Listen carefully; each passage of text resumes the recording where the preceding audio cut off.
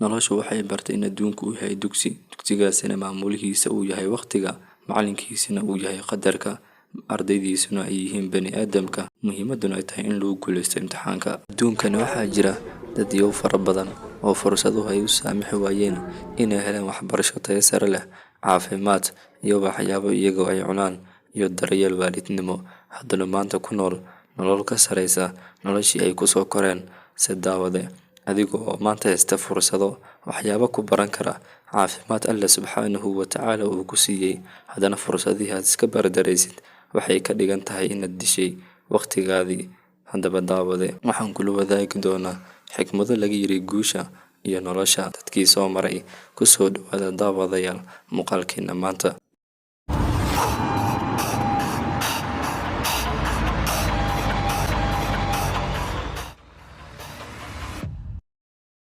intiina guda gelin muuqaalkeena, haddii aad nagu cusub tahay waad nagu soo biiri kartaa oo waad ka mid noqon kartaa asxaabta inagu xiran.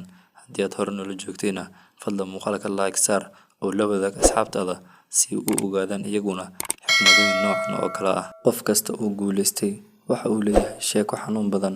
Sheeko kastoo xanuun badan waxay leedahay guul. Aqbal xanuunka una diyaar garow guusha. Mararka qaar waxyaabaha qalbigaaga jibiya ayaa haddana waxay ku dambeeyaan inay hagaajiyaan aragtidaada. Jooji inaad dadka wax kasta aad u sheegtid. Dadka badankooda ma daneeyaan waxyaabaha adiga kugu saabsan, halka dadka qaarkood ay rabaan inaad guul dareysatid mar walba. Noqo qof naxariis badan, balse dadka u ogolaan inay kaaga faa'iideystaan kuna isticmaalaan danahooda gaarka ah. Farxad ma dareemo qof aanan murugoonin. Macaan ma arko qof aanan sabrin. Naciimo adduun kuma raaxaysto qof aanan sabrin. Raaxo ma arko qof aanan daalin.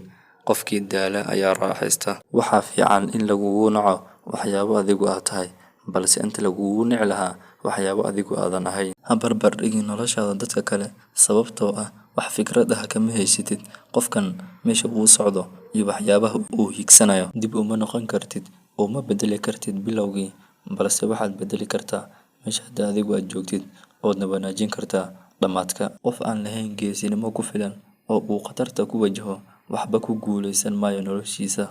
Qof kasta wuxuu ku imanayaa waqtigii ku habboonaa. Samir yeelo oo aamin habka ay wax u socdaan. Walwalka iyo cadaadisku waa ku meel gaar, balse casharada aad ka baratay waxay waari karaan noloshaada oo dhan. U dooro saaxiibada si akhliyeysan. Habka ugu dhaqsiyaha badan ee aad ku hagaajin kartid naftaada waa inaad ku hareeraysaa saaxiibo wanaagsan. Dadaalkaada ugu fiican samee.